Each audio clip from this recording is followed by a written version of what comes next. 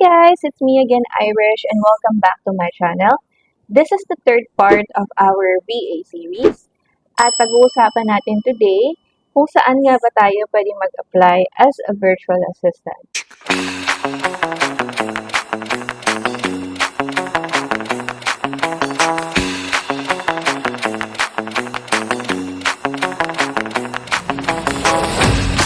If you're new to my channel, don't forget to hit that like and subscribe button para updated kayo sa ating mga bagong videos. Alam ko madami sa mga nagsisimula as a virtual assistant ang nahihirapang makahanap ng trabaho online. Yung iba, umaabot ng ilang buwan bago makaland or makakuha ng client. Pero huwag kayong mawala ng pag-asa. Ang kailangan mo lang gawin is magpasa ka na magpasa ng application, or if hindi ka talaga nakukuha, that means to say, may dapat kang baguhin sa application mo, like yung resume mo. Minsan yung umaabot talaga ng hundreds of application bago makakuha ng kliyente. But once you land that opportunity, it will really be worth it. Saan nga ba tayo kumukuha ng mga clients? Okay, so first one is sa social media platforms. Yes, makakuha ka dyan. Facebook, LinkedIn, Instagram. All you have to do is join groups and may makikita kang mga job posts. Minsan, yung mga direct clients pa talaga yung naghahanap ng mga VA nila. Yung mga iba na naghahanap ng clients, ang ginagawa nila is nagsasend sila directly kay client. Madalas ko itong nakikita sa Instagram in which si VA ay nagsasend ng message kay direct client if interested ba siyang kumuha ng VA. And then, sasabihin ni virtual assistant kung ano yung mga services na ino-offer niya at kung paano siya makakatulong sa business ni client. Next is referral. So yes, pwede kang refer ng friend mo or ng kakilala mo, but always make sure na kapag ni-refer ka, is hindi mo sisirain yung trust na binigay sa'yo ng friend mo or ng client mo. Alright, so let's go to the next one, which is yung online marketplaces for virtual assistants. So, nangunguna dyan, of course, is yung Upwork. Dito nga pala sa mga marketplaces na to, you just have to make sure na meron kang, of course, bank account, PayPal account, and also government IDs. Kasi hihingin nila yan, especially if magbe-verify kayo ng account nyo dito sa mga platforms na to. If you don't have any accounts yet, so this is the interface of Upwork. So once nakapag-sign up ka, is makikita mo dyan yung mga available na jobs for virtual assistant. But ang ayoko lang kasi sa Upwork is, like, masyadong mataas yung fees nila ngayon, and you have to have like connects para makapag-apply ka sa isang job post. If you're new, if bago kang mag-sign up sa Upwork, meron ka namang free connects, and meron pa rin namang free connects every month na pumapasok sa Upwork account mo. But of course, pag ubos na yon, of have to buy yung connects mo para makapag-apply ka. So if you don't have any Upwork account, you just need to sign up. And then of course, always choose I'm a freelancer looking for work, and then apply as a freelancer. You just need to fill this one out. Okay. And then click yes, I understand, and then create your account. Next would be Online Jobs PH. Madami din ditong direct clients na makukuha. It's also a good platform. Same thing, if you don't have any account yet sa Online Jobs PH, just need to sign up and then click create an account and then fill this one out, email address. Then kapag nakapag-register ka na, inside, meron kang mga fill outan pa to finish your registration sa Online Jobs PH. Okay? Next is people per hour. So people per hour it's also a good platform. Dito naman magpo-post ka ng project mo kung ano yung services na pwede mong i-offer or yung pwede mong gawin. If wala ka pang account dito, you just need to click sign up, and then I want to work as a freelancer, and then you just need to continue your registration using Google. You can sign up with Facebook or also sign up with your email. Next is Fiverr. So same thing. You just need to sign in, or if you don't have an account, just join here, and then you can continue with Google account. And then I think there's forms na kailangan mo ding i-fill out kapag nasa loob ka na, or join here. So it's all, I think it's also, I think this is also almost the same thing with people per hour. Magpo-post ka din ng mga services na kaya mong i-offer. Like, nagbebenta ka dito ng services mo. Next is Indeed. Alam na natin yan. You just need to sign in, continue with Google or with Apple or with your email address, then hit continue. And then madali lang makahanap dito ng job like i-type in mo lang yung job na gusto mong, job description na gusto mo. Like, say for example, you just want to be a virtual assistant. Okay, so lalabas na dyan yung mga virtual assistant job post na pwede mong applyan. So dito, it's either agency or direct clients yung makukuha mo. So let's move on to the last. I know na pwede kayo makakuha ng mga job opportunities, which is yung virtual assistant agencies. So virtual assistant agencies, if nag-start ka sa ganitong klase ng industry, masasabi ko na maganda talaga mag-start dito. The reason why I'm saying this, it's because there are a lot of trainings na pinaprovide ni agency bago ka makaland ng client, which is really good when you're starting your journey as a virtual assistant. Ang ayoko lang talaga sa agency is yung hiring process nila, medyo mataas yung standard. Like, sobrang daming hinihingi. Like, fill out the forms, may video recording, voice recording, and everything. Yung interview nila is most likely at least 3 to 4 interviews. Of course, may cut sila since this is an agency. But there are agencies naman na reasonable yung pasahod. Like, nagre-range ng $5 to $8 per hour, which is good na yon kapag nag start ka as a virtual assistant. First on my list is My Outdesk. So with My Outdesk, here is their interface. I think My Outdesk is puro kadalasan ng mga ino-offer dito na work is pang real estate. Like, ito yung mga opportunities na ino-offer nila.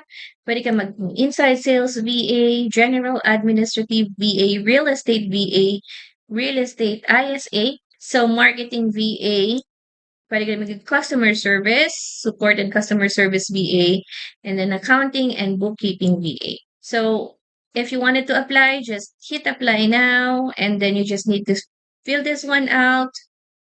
And then there's a lot of questions here. Would ask you for your resume. Drop down nyo lang yan dito. And then, of course, tell us about yourself. Explain why you should be considered over any other applicant. So may mga system requirements sila, like what I mentioned to you earlier, kapag VA agency is nagre-require sila ng system requirements. And then may disclaimer then submit application. Next is the VA Hub. Hit the apply now button sa mapupunta ka dito. Fill this one out. Okay. It would ask you for the of course, like what I mentioned to you, it would ask you for system requirements as well. And then it will also ask you for school records, police records, 2 government ID, certificate of employment from previous employer, and then attach your resume or your portfolio kung meron ka ng portfolio, and then submit application. May mga training silang pinaprovide, like ito, real estate training, marketing, product sales, insurance, which is really helpful, guys.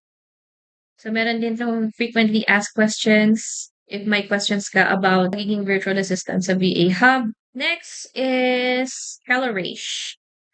So with HelloRage, ito naman is yung pang medical VAs, mga gustong maging medical VAs. Ito yung mga services na pwede mong gawin. Services na ino-offer nila. Virtual scribe, virtual receptionist, virtual administrative assistant, and also virtual optometrist assistant. So, yung mga services na ino-offer nila ngayon. So, competitive rates, guys, ability to work from home, and long-term and steady working relationship. So, like what I mentioned earlier, this is virtual assistant services for medical professionals. So, pwede dito mag-apply yung mga nurses or yung mga doctors na gusto na lang mag-work from home. Once you're ready, you just need to click apply now button, and then there's the overview first of the company. So this is US-based, seeking medically trained staff based in the Philippines. Okay, system requirements. LTE connection not accepted. So it's really important for you to have Wi-Fi. So benefits, competitive pay rates. Okay. And then here's the application form. You just need to fill this one out. Uy, photo. So kailangan ng photo. So education, experience, summary, your resume, cover letter, complete address, Skype ID. It would also ask you for your Facebook profile link. So ito naman yung reason, important platform for Hello Rage. Facebook is an important platform for Hello Rage HVA community group interaction. So sobrang haba ng application form, di ba?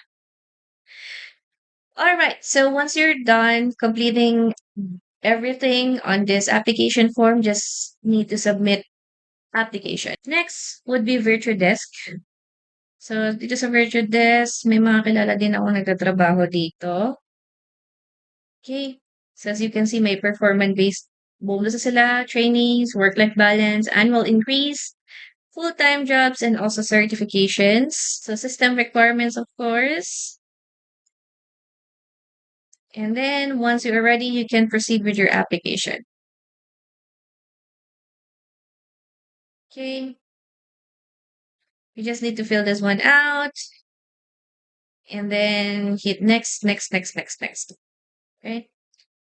Let's check out their application process. So step 1, you need to submit your application, and then there's an initial interview, online test, system checks, and then also final interview and the release of results. Once you are ready, just click the apply now button, and then you will be routed to this application form. Next is Spear Rocket. So may mga kilala din ako nagtatrabaho dito now. So ito yung mga job opportunities na pwede mong applyan sa kanila.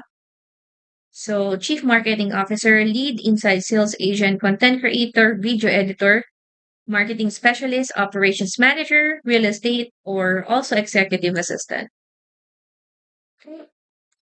So you could read this one to find out more about them.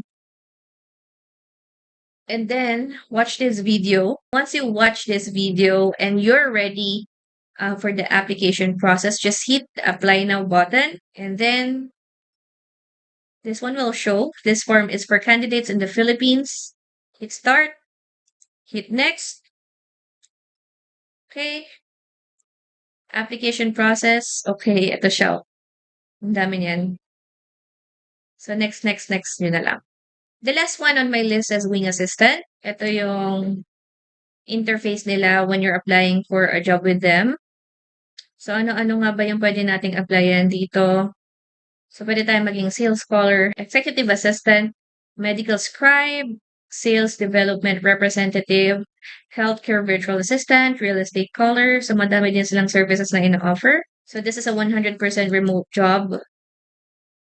And then attractive compensation and job security, performance appraisals and incentives, growth opportunities, and then meron ditong mga reviews from the wing assistants. You can try to click yung post na gusto nyong applyan, and then just click apply for this job, fill this one out, and then hit submit application. There, sana madami kayong nakuha dun sa mga nabanggit kong mga sites na pwede nyong applyan or kung saan kayo makakakuha ng trabaho as a virtual assistant. One piece of advice, guys, when you are applying as a virtual assistant, you have to make sure na nag-research kayo about dun sa business or sa company na a-applyan nyo. The reason is because madaming scammers out there. Okay? Anything na may bayad or pinagbabayad kayo, X yun. Ang masasabi ko lang is huwag kayong mawawala ng pag-asa. Magpasa lang kayo na magpasa ng application. Minsan talaga guys, umaabot ng madaming applications bago ka makapag-land ng job opportunity. So, totoo yung sinasabi nila na bago sila makapasok as a virtual assistant is umaabot ng hundreds of applications. If you have any questions sa pagiging virtual assistant, just comment that down below para matry nating madiscuss yan sa mga susunod nating videos.